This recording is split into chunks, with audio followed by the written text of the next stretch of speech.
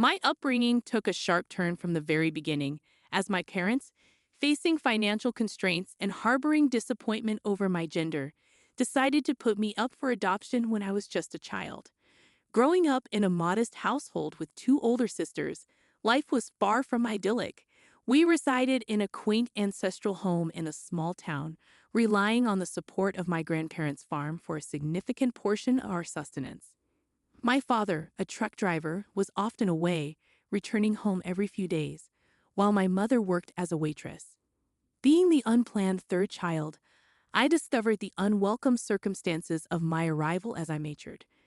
My parents had initially contemplated getting rid of me, but medical concerns dissuaded them. Moreover, my mother's desire for another daughter led to disappointment when a boy, arrived. Growing up, my small town existence became colored by the embarrassment of being dressed in my sister's discarded clothes, a consequence of my mother's practicality in reusing outfits. School became a challenging environment where I faced ridicule for wearing a girl's uniform and sporting long hair. Complaints only resulted in punishment from my mother. As I navigated childhood, I absorbed a constant stream of abuse and harsh words from my parents. My father's sporadic presence offered little solace, as he fluctuated between a neutral stance and moments of cruelty akin to my mother. My resentment grew as I realized my sisters consistently received the best while I got their leftovers. Rebellion became my coping mechanism, a response to the injustices I perceived. I wasn't a saintly child. I directed my frustration towards my parents, holding them responsible for my misery. Grounded and left to fend for myself, I faced the struggles of a 6-year-old grappling with an unjust reality. A pivotal moment occurred when severe bullying in the playground pushed me to the brink. Upon discovering my sister's new holiday clothes, I succumbed to a fit of frustration, cutting them into confetti. While I regret my actions, they stemmed from a place of pain rather than malice. Instead of understanding my turmoil, my parents deemed it a sin deserving the harshest punishment. They decided to put me up for adoption. Despite waiting for a month, no one stepped forward to take me in. The frustration that followed was directed at me, reinforcing the narrative of my perceived worthlessness. In the midst of it all, I overheard my mother expressing how unwanted I was, further deepening the wounds of rejection. I often find myself pondering the wish that I had undergone a gender check, a step that might have spared me from being brought into a world where my parents harbored such intense hatred for me. It's disheartening to bear the weight of their disdain, especially for a reason beyond my control. After a considerable period with no takers for my adoption, my parents began discussing the situation with friends and relatives. Dad happened to know someone in the neighboring town, a man running a food van with his wife. Though they were economically less fortunate than us, their desire for a child had remained unfulfilled for over a decade. Dad approached them, and without hesitation, they agreed to adopt me. The moment Dad broke this news to Mom and my sisters is etched in my memory. Their joy at the prospect of getting rid of me was palpable. Dad, however, provided a disclaimer about their financial limitations, suggesting that I might not be able to attend school. Mom, nonchalant, dismissed it, urging Dad to drop me off the next day. I stood at the corner, holding the curtain, torn between my disdain for my family and the fear and hurt of leaving them. Tears welled up, but I kept them silent. The excitement of my family overshadowed my presence. When Dad finally noticed my tears, he offered a comforting pat on my back, instructing me to pack my belongings as we would leave for my new family the next morning. Though my heart screamed, the cries went unnoticed. I packed, hoping my new family would be kinder. The next day, Dad drove me to the neighboring town. The emotions during that journey remain a blur, a numbness that enveloped me.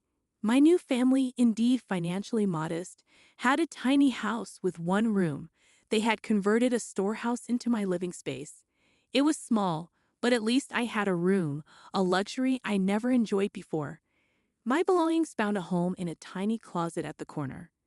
My new parents, Mary and John, greeted me with warmth and affection, qualities unfamiliar to me, coming from a disturbed household. Doubts lingered, and I resisted getting attached, fearing another abandonment. It took months for me to realize that their love was genuine. Despite discontinuing school that year due to the mid-session move, they promised to enroll me the following year. Witnessing their relentless efforts to save money for my education endeared them to me. In time, I reciprocated their love. My adoption, initially viewed as a curse, turned out to be a blessing. My biological parents never reappeared, allowing me to embrace my true identity as a boy. Mary and John, diligent and hardworking, devoted 14 to 16 hours a day to their food truck, located just outside their modest apartment.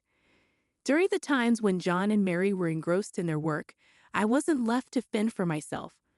Through my bedroom window, I had a clear view of their activities. Gradually, I found myself spending my days on the food truck, lending a hand wherever I could. When I entered school, my focus shifted to studies, yet I continued aiding them with chores during my free moments. By the age of 10, I was assisting John at the cash counter, showcasing an early proficiency in calculations. Business and accounting became familiar territories for me. Post-high school, a burning desire to run their business full-time emerged within me. However, both John and Mary insisted that I complete my college education first. They generously funded my studies, recognizing the need for formal education. As they aged and grew frail, I yearned to assume their responsibilities as they had done for me. Still, they reassured me they could manage for a few more years and urged me to pursue higher education. My college focus was on business and accounting, driven by my ultimate aspiration to become an entrepreneur. Graduation day marked a pinnacle of joy, with John and Mary celebrating as if over the moon. Despite inviting my biological parents to the convocation, they failed to attend. Post-college, my eagerness to take over the food van and allow John and Mary to retire clashed with their plans for me. Accumulating substantial savings, they handed it over to me, encouraging me to start my own business. Overwhelmed by their gesture, I hesitated to blindly spend the money. Drawing upon my business acumen, I scouted for a struggling local eatery in a prime location. After numerous rejections, I secured a lease on a profit-sharing model. Starting from scratch, I revamped the place and menu to cater to the tastes of millennials and Gen Z. By providing exceptional services, sales soared, yielding a twofold profit on the initial investment within a year. 4 years into this venture, I now proudly oversee 3 successful cakes in town. I upgraded John and Mary to a better apartment while securing a modest place for myself. Despite urging them to retire the food truck for their happiness, they insisted on continuing. Leaving their house with a suitcase, I never envisioned myself as a college graduate. Yet here I am, running flourishing restaurant chains in town. Fast forward to last month, a routine day at work turned extraordinary when I spotted a familiar face at the cash counter of one of my restaurants. It felt like encountering a ghost. My biological father, absent for almost 2 decades. Despite the presence of customers, I said nothing, leading him to a quiet corner. His appearance stirred up the haunting memories of my tumultuous childhood. The detailed account of my past wouldn't have unfolded if my biological parents hadn't reappeared in my life. He expressed immense happiness and pride in witnessing my success, leaving me speechless and numb. According to him, he had met John, who shared the news of my prosperous venture while passing by. He mentioned plans to bring my mom over for the weekend. Uncertain of how to respond, I remained silent, and he departed shortly after. Later that day, I approached John, expressing my reluctance to meet my biological parents, who had disowned me for being a boy. I harbored memories of a distressing childhood and contemplated running away for the weekend. Mary insisted on forgiveness and moving forward, urging me to meet them. Reluctantly, I agreed, setting the condition that Mary and John be present during the encounter. On the arranged weekend, my biological parents arrived at John's house. Instead of an apology, they displayed no remorse, focusing on counting the favors they believed they had bestowed upon me. My mother asserted that I should be thankful for finding good parents in John and Mary, who had raised me to be successful. Despite my inner turmoil, Mary's reassuring hand gesture prompted me to diplomatically express gratitude for having them as my parents. The meeting felt awkward, leaving me unsettled.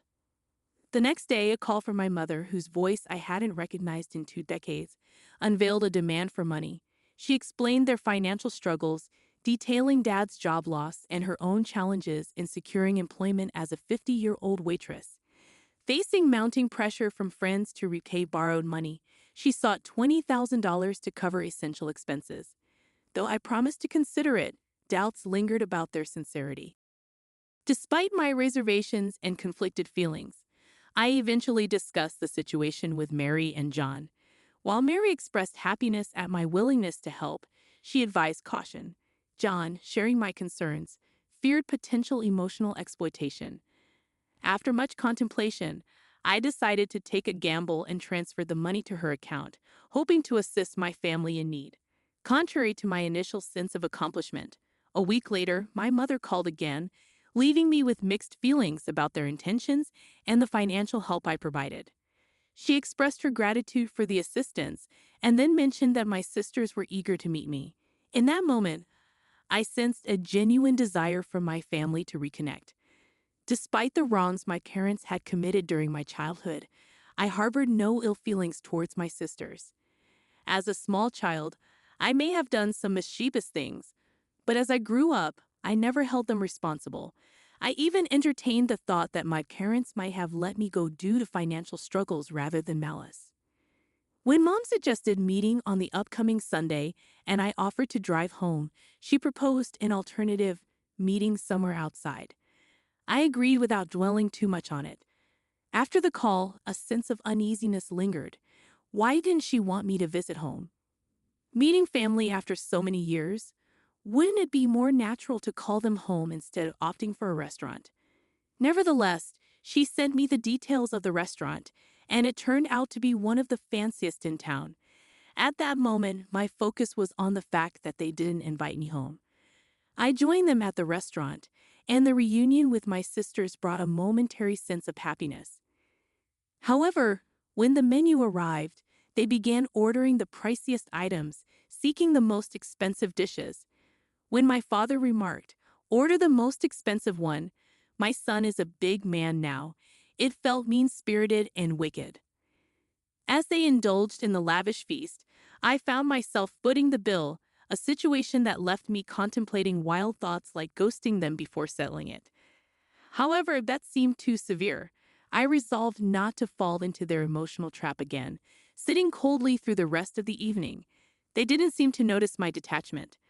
As they left, there was no invitation to visit home. Instead, my elder sister inquired about the next dining destination. I faked a smile, bid them goodbye, and returned home to share my experience with Mary.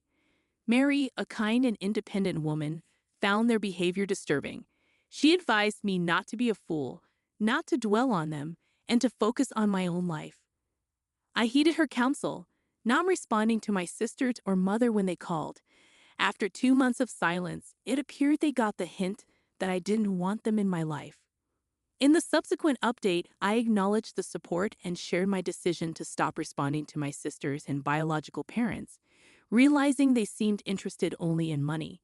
However, after 5 months, my mother called again, attempting small talk that felt fake and insincere.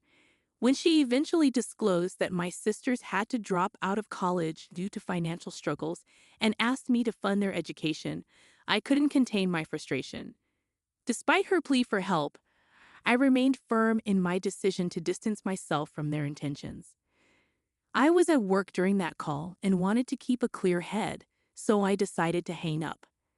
However, she persisted, calling again in the evening. Initially ignoring her calls, I realized that avoidance wasn't a solution. The next time she called, I answered. She immediately delved into discussing my sister's eagerness to rejoin college and inquired about my payment plan, whether in a lump sum or semester-wise.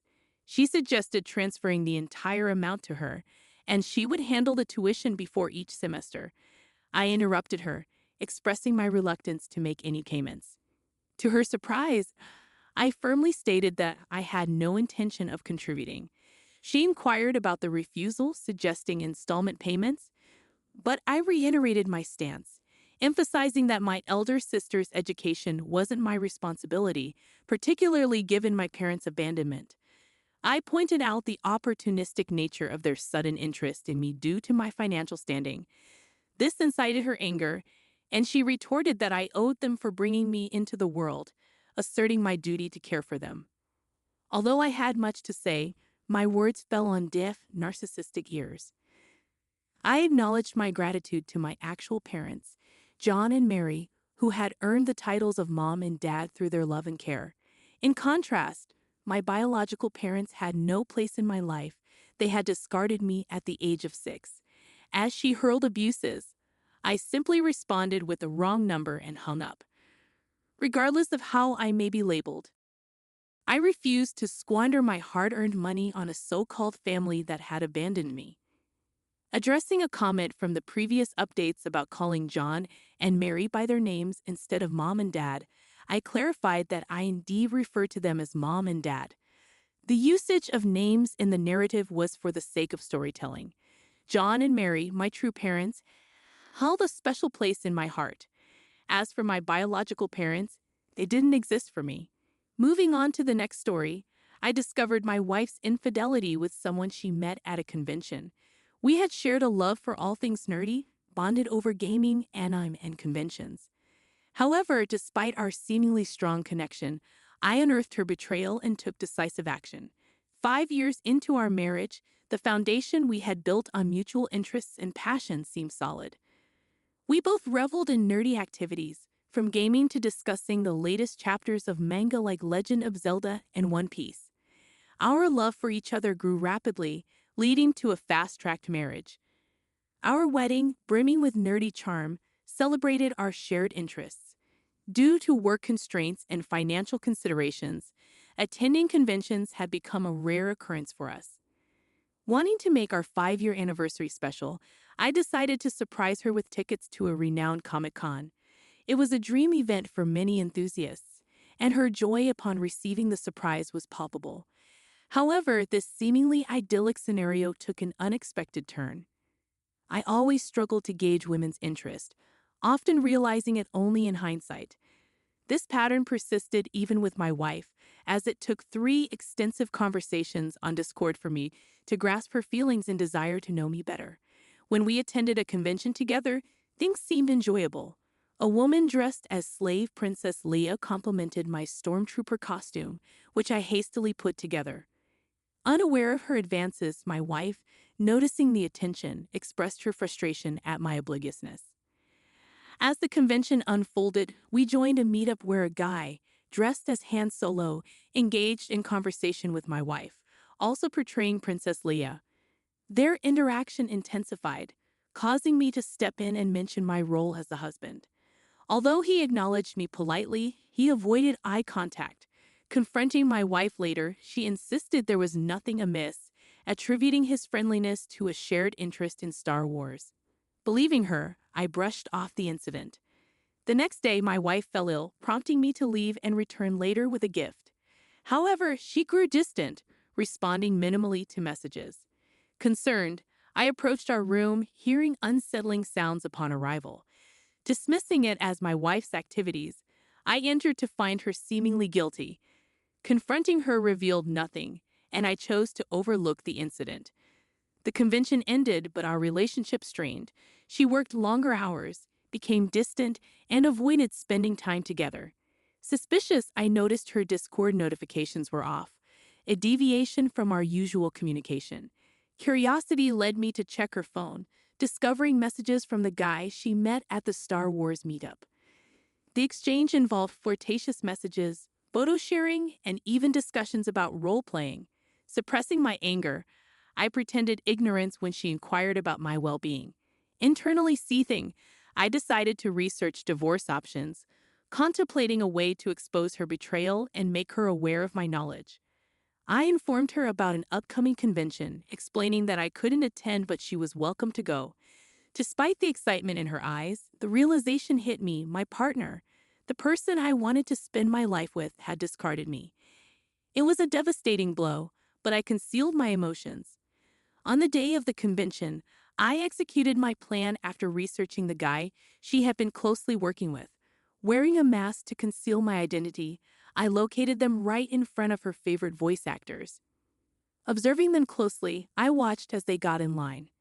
When they approached the voice actors, she pulled the man closer, sharing a kiss. That's when I intervened, removing the mask and confronting her. She questioned my actions, and I accused her of cheating with him, presenting the Discord messages as evidence. The onlookers were shocked by the public confrontation, but I refused to let it go. I publicly declared her as a cheater, exposing her affair with the guy she had met at a convention.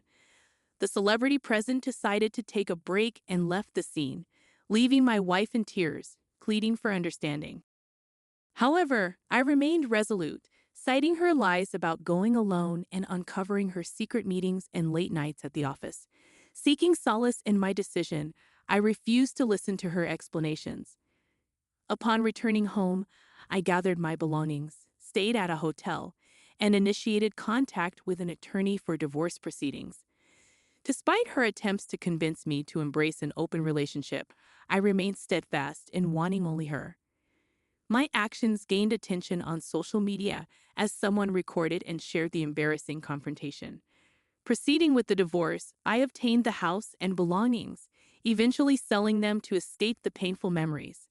Uninterested in her fate, the nerd community widely discussed the incident, creating a significant buzz on platforms like Twitter. Her boss eventually discovered the situation, but my focus shifted towards my ongoing quest for love, steering clear of a relationship